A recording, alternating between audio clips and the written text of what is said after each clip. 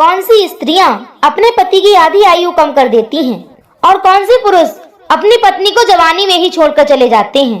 नमस्कार प्रिय दर्शक बंधुओं, एक बार फिर आपका स्वागत है आपके अपने चैनल प्राचीन सच्ची कहानियां यूट्यूब चैनल में। आज हम आपके लिए बहुत ही ज्ञानवर्धक जानकारी लेकर के आए हैं। आज का हमारा प्रसंग है, कौन सी स्त्रियां पति की आधी उम्र खा जाती हैं और कौन से पुरुष पत्नी को जवानी में ही छोड़कर चले जाते हैं। दर्शक बंधुओं, आज हम इसी विषय पर बात करेंगे इस वीडियो के माध्यम से। पहले समझते हैं कि मनुष्य को सुबह उठने के साथ ही किन किन बातों का ध्यान रखना चाहिए। कौन सा कर्म निषेध है और कौन सा कर्म करने योग्य है, अर्थात कौन से कर्म सुख फल प्रदान करने वाले होते हैं और कौन से कर्म दरिद्रता लाने वाले। कौन से कर्म करने से लक्ष्मी का आगमन होता है और किन कर्मों से लक्ष्मी नष्ट हो जाती है। दर्शक बंधुओं, सबसे पहले तो जब हम सुबह सुबह सोकर उठते हैं तो हमारा हाथ सबसे पहले दर्पण की ओर जाता है। हम अपने आप को शीशे में देखना चाहते हैं कि हमारा मुख कैसा है, हमारे बाल कैसे हैं, क्योंकि शीशा आपके सभी दोषों को दिखा देता है और प्रत्येक मनुष्य को शीशा देखना भी चाहिए और अपने अंदर के दोषों को नष्ट कर सके तथा उन्हें निकालकर बाहर फेंक सके। परंतु यह काम उसे सुबह सुबह उठकर सर्वप्रथम नहीं करना चाहिए। जो लोग सुबह उठते ही शीशा देखने लगते हैं, उनके लिए यह कार्य शुभ फल देने वाला नहीं होता है। जब हम सुबह सुबह अपने चेहरे को शीशे में देखते हैं तो हमारे अंदर नकारात्मकता भर जाती है, जिससे कि हम दिन भर ऊर्जावान नहीं रह पाते हैं और इससे हमारे कार्य पर भी असर पड़ता है और हमें किसी कार्य में सफलता नहीं मिलती है। प्रिय दर्शक बंधुओं, इसलिए सुबह सुबह हमें शीशा नहीं देखना चाहिए और खास तौर पे टूटा हुआ शीशा तो कभी न देखें, क्योंकि टूटा हुआ शीशा देखना अशुभ माना गया है और टूटे फूटे दर्पण को घर में भी नहीं रखना चाहिए। और दर्शक बंधुओं, दूसरी बात ध्यान रखने योग्य यह है कि सुबह सुबह जब सूर्य निकलता है और सूर्य की रोशनी जब हमारे मुंह पर पड़ती है तो हमारे शरीर की परछाई जो होती है वो बहुत लंबी हो जाती है, जिसे हम लोग बड़े ध्यान से देखने लगते हैं। तो इस काम को भी हमें नहीं करना चाहिए। सुबह सुबह अपनी ही परछाई को निहारना हमारे लिए शुभ फल देने वाला नहीं होता है। प्रिय दर्शक बंधुओं, तो भूल कर भी कभी ये गलतियां ना करें। अपनी ही परछाई को निहारने से हमारे अंदर नकारात्मकता बैठ जाती है और हमारे अंदर डर और भ्रम की स्थिति बन जाती है। काली छाया हमारे मन मस्तिष्क पर हावी हो जाती है। हमारे अंदर की सकारात्मक ऊर्जा ठीक से कार्य नहीं कर पाती है, जिससे हमें अपने कार्य में असफल भी होना पड़ सकता है और मानसिक तनाव भी हमारे अंदर भर सकता है और क्रोध का आवागमन भी हो सकता है। इसलिए अपनी या दूसरों की परछाई को कभी ना निहारें, क्योंकि ऐसा करना हमारे लिए बिल्कुल भी शुभ नहीं है। और दर्शक बंधुओं, तीसरा काम सुबह उठकर हमें यह नहीं करना चाहिए। जो लोग हिंसा करने वाले हों, छोटे छोटे जीव जंतुओं की हत्या करने वाले हों, जो परस्त्री गमन करने वाले हों और जो लोग कन्या विक्रय करने वाले हों, जो गौकसी करने वाले हों, जो स्त्रियां पतियों का अपमान करने वाली हों, जो पुरुष स्त्रियों को बच्चों को अकारण मारने वाले हों और जो लोग गुरु की निंदा करने वाले हों, ऐसे स्त्री पुरुषों का हमें सुबह सुबह मुख नहीं देखना चाहिए।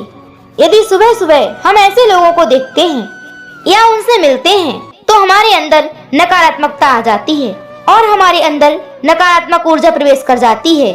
इसलिए हमारा दिन अशुभ हो जाता है और उस दिन हमारा बना बनाया काम भी बिगड़ने लगता है। हमारे मन में तामसिक भाव उत्पन्न होने लगते हैं।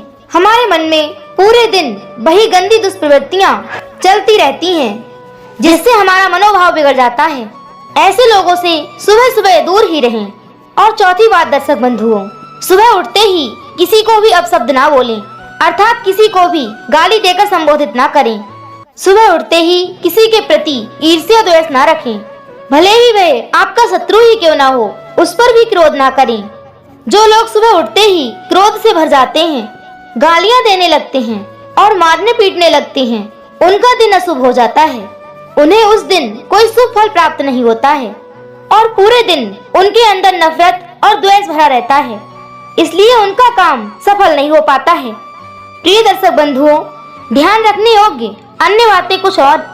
प्रिय दर्शक बंधुओं, ध्यान रखने योग्य बातें कुछ और हैं कि हमें कभी भी अपने घर के दरवाजे की ओर पैर करके नहीं सोना चाहिए।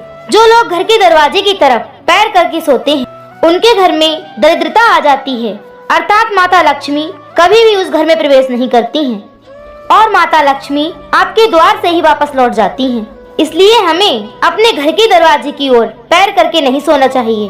और दूसरी ध्यान रखने योग्य बात यह है कि हमें कभी भी दक्षिण दिशा की ओर पैर करके नहीं सोना चाहिए, क्योंकि माना जाता है कि दक्षिण दिशा में यमराज का घर होता है।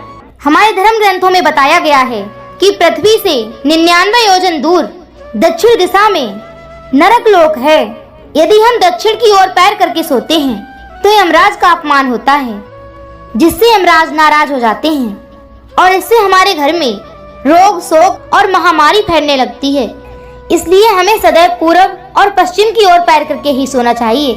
और तीसरी बात ध्यान रखने योग्य यह है कि कभी भी हमें झूठे मुंह नहीं सोना चाहिए। कई बार बहुत से लोग कुछ खाकर, कुल्ला किए बिना और पानी पीकर ही सो जाते हैं।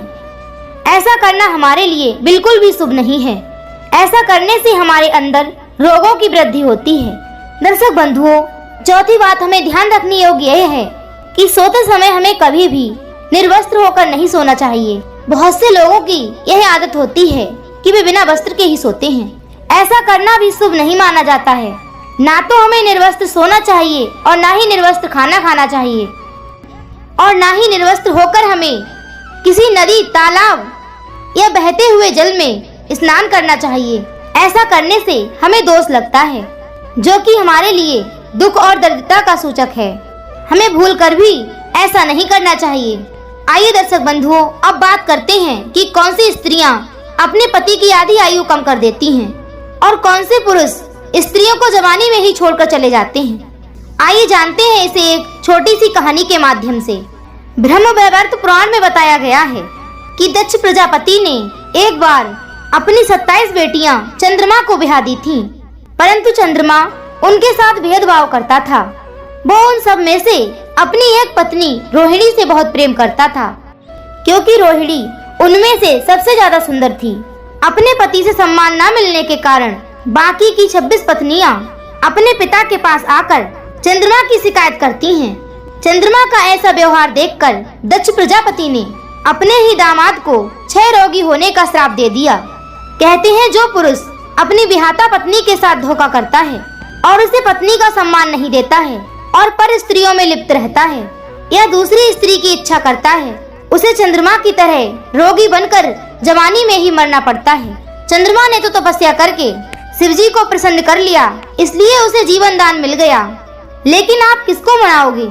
दर्शक बंधुओं, एक दिन उन्हीं दक्ष कन्याओं ने अपने पिता से दुखी होकर कहा कि हे पिताजी, हमने अपने पति की शिकायत आपसे इसलिए की थी ताकि हमें पति का प्रेम मिल सके, परंतु आपने तो उन्हें श्राप देकर हमसे हमारा पति ही छीन लिया और अब आपके ही कारण हमारा पति हमसे दूर हो जाएगा। तब ये बात दक्ष प्रजापति को भली भांति समझ आ गई कि वास्तव में स्त्रियों का नेत्र उनका पति ही होता है। पति ही स्त्रियों की गति है, उनका प्राण है और पति ही उनकी संपत्ति है। धर्म, अर्थ, काम और मोक्ष की प्राप्ति है। जो नारी पति से विमुख है, उनका सारा कर्म व्यर्थ है। चाहे वह किसी भी तीर्थ यात्रा पर चली जाए, चाहे वो किसी भी यज्ञ में दक्षिणा दे। कहते हैं कि संपूर्ण दान, पुण्य, व्रत, नियम, देवार्चन, ये सब पति के चरणों की सेवा के पुण्य के बराबर हैं। स्त्रियों को सदैव सभी बंधु बांधवों में अपना पुत्र ही प्रिय होता है। जानते हो ऐसा क्यों? क्योंकि वह उसके स्वामी का अंश होता है। पति 100 पुत्रों से भी बढ़कर है, यदि वह वास्तव में पति धर्म का पालन करता है तो। प्रिय दर्शक बंधुओं, जो स्त्रियां नीच कुलों में पैदा हुई हैं, अर्थात जो स्त्रियां बुरे और दुष्ट परिवारों में पैदा हुई हैं, वे सदैव अपने स्वामी से द्वेष करती हैं। जिनका चित्त चंचल होता है, वही स्त्रियां सदैव पर पुरुषों में आसक्त रहती हैं। कहते हैं कि पति चाहे वृद्ध हो या रोगी हो, निर्धन हो, साध्वी स्त्रियों को उसे त्यागना नहीं चाहिए। यही स्त्री का पत्नी धर्म होता है। शर्म और लज्जा स्त्री का आभूषण है।